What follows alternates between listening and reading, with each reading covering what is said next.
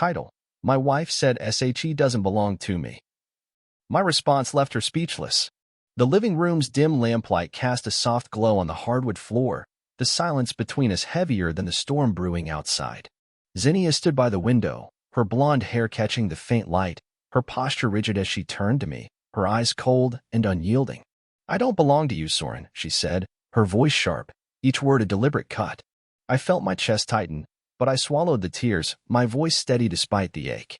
"Then you're not my problem," I replied, the words a quiet rebellion, a line drawn after years of her cruelty. As I turned and walked away, the rain starting to fall outside.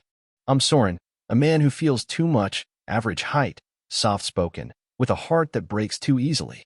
Zinnia called me weak, her favorite insult, delivered with a sneer that made me feel small.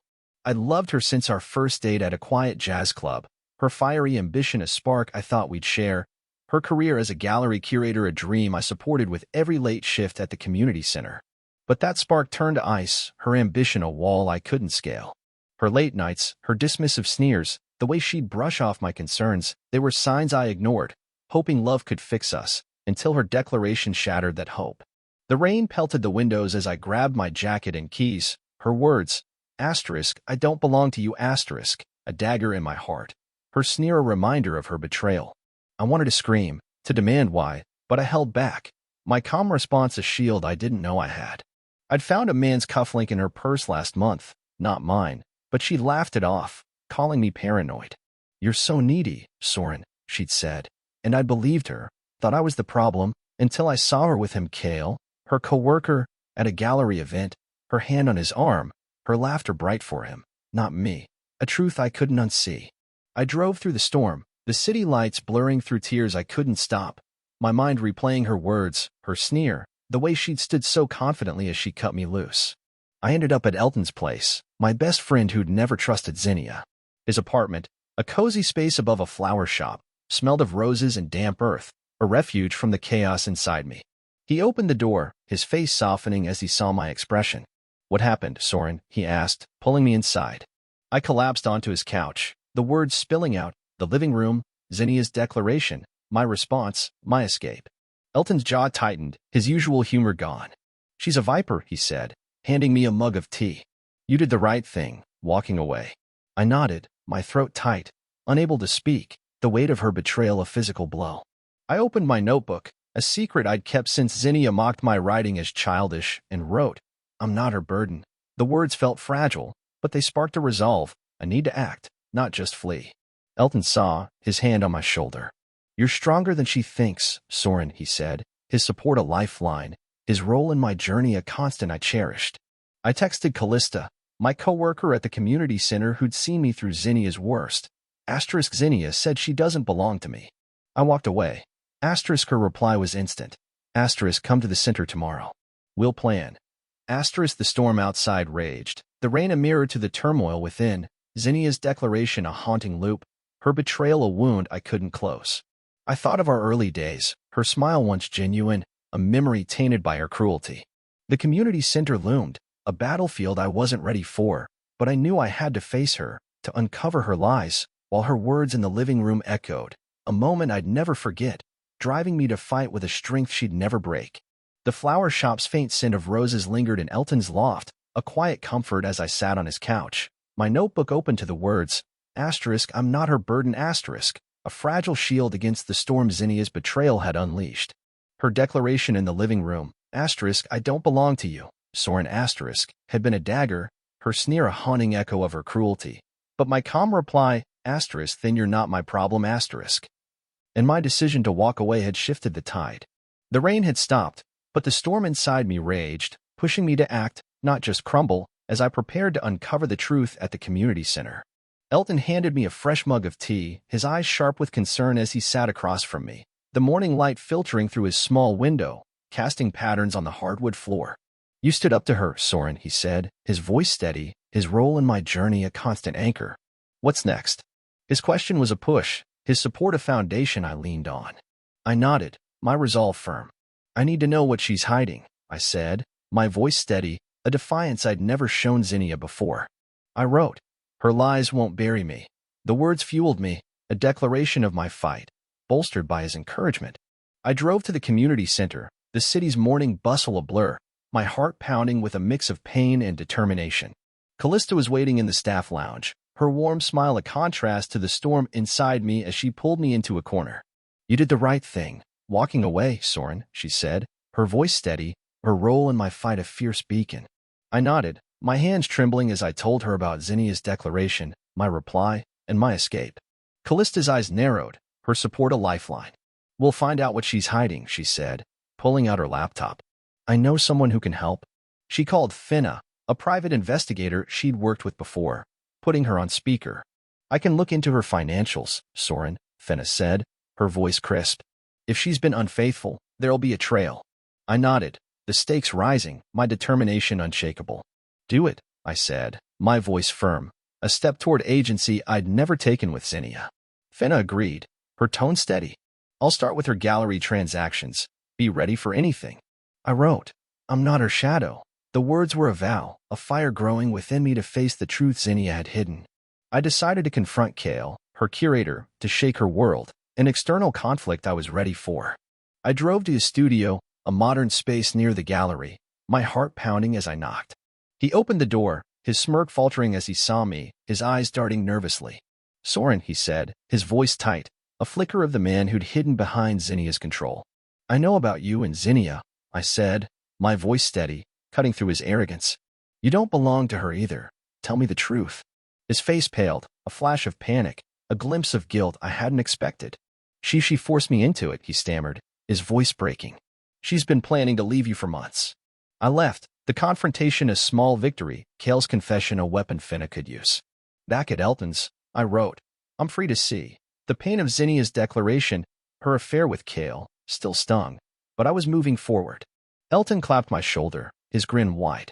"You're taking control, Soren," he said, his support a warmth I clung to, his role in my journey a constant. Callista texted, "Finna found something, meet me at the center tomorrow." The message hinted at a twist, the stakes rising, my determination unshakable. Zinnia's declaration had been her first move, but I'd walked away, fought back, ready to uncover her lies, while her world began to crumble, her sneer a memory I'd outgrow, driving me to fight with a strength she'd never break. The community center's soft buzz of activity was a faint backdrop to the storm inside me, Callista's urgent text, *Finna found something *, still glowing on my phone, a beacon in the chaos Zinnia's betrayal had unleashed. Her declaration in the living room, *I don't belong to you, Soren *, had been a dagger, her sneer a haunting echo of her cruelty. But my calm reply, *then you're not my problem*, and my confrontation with Kale had shifted the tide. I'd walked away, fought back, and now, with Finna digging into Zinnia's finances, I was ready to uncover the full extent of her deceit, no longer the Soren she'd mocked as weak. Callista was waiting in the center staff lounge, her eyes sharp with determination as she pulled me into a corner, a tray of coffee cups on the table, the scent grounding me. "Finna's got a lead, Soren," she said, her voice steady, her role in my fight a fierce anchor. I nodded, my hands trembling as I sat, recounting Kale's confession, she forced me into it, and his admission of Zinnia's plans to leave me. Callista's face hardened, her support a lifeline. "Look at this," she said, handing me a file from Finna. "Zinnia's been siphoning gallery funds into a shell account with Kale, but there's more. She's been paying for a secret apartment downtown for months." My breath caught, the depth of her deceit a fresh wound, a plot twist that hit like a punch. "She's been living a double life," Callista added, her tone grim. "She wanted the divorce to take everything, but Kale's backing out, he's scared." I wrote in my notebook, "Her lies are her cage." The words fueled me, a declaration of my fight, bolstered by Callista's encouragement, a fire growing within me to expose her fully. I called Elton, meeting his steady presence, his voice a lifeline over the phone. "She's been paying for an apartment, Elton," I said, my voice cracking. "With Kale." His tone was firm, his role in my journey a constant warmth. "Come to the loft, we'll figure this out." At Elton's loft, the scent of roses from the flower shop below was a quiet comfort as I sat on his couch, the file open before me.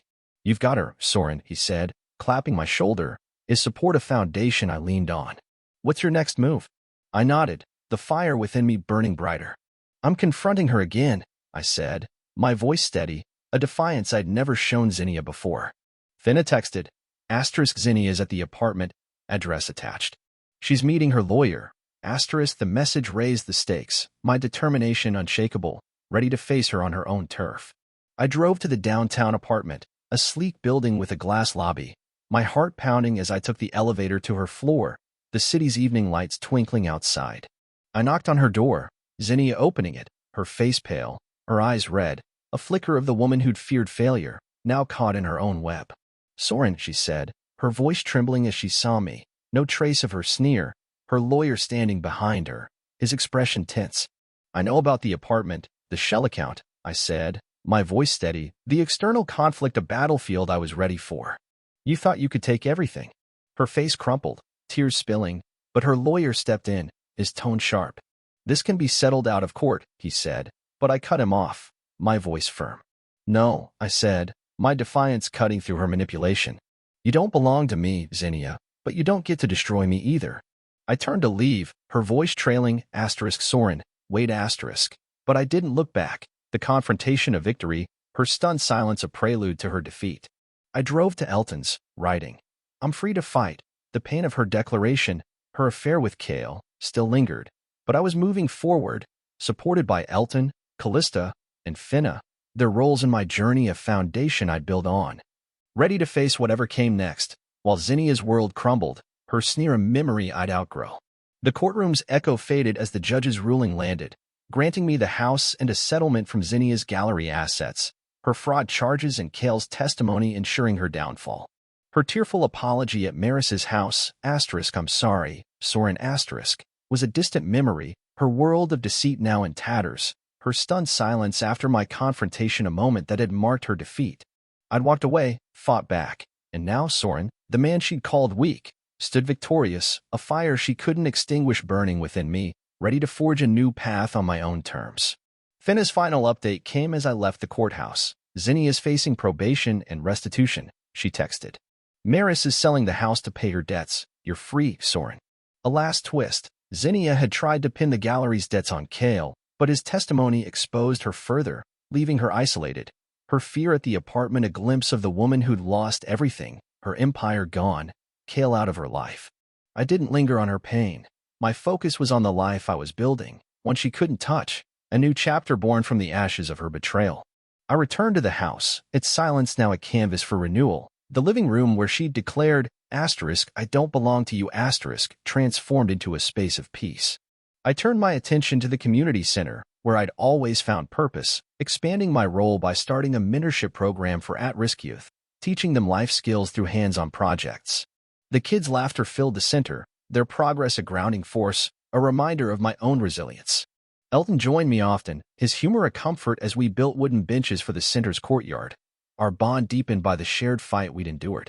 "You're making a difference, Soren," he said one afternoon, sanding a plank, his role as a friend a steadfast pillar in my journey. I took up pottery, a skill I'd always wanted to learn, using the center's art room to mold clay into simple bowls and vases, the act of shaping something new a metaphor for my own growth, my hands steady where they'd once trembled with tears. Callista helped me organize workshops, her encouragement a quiet strength. "You found your place," she said, her role a beacon through my fight, their presence a foundation I'd rebuild on. Torin, Vesper's father from a previous story, called to check in, his gruff voice a comfort.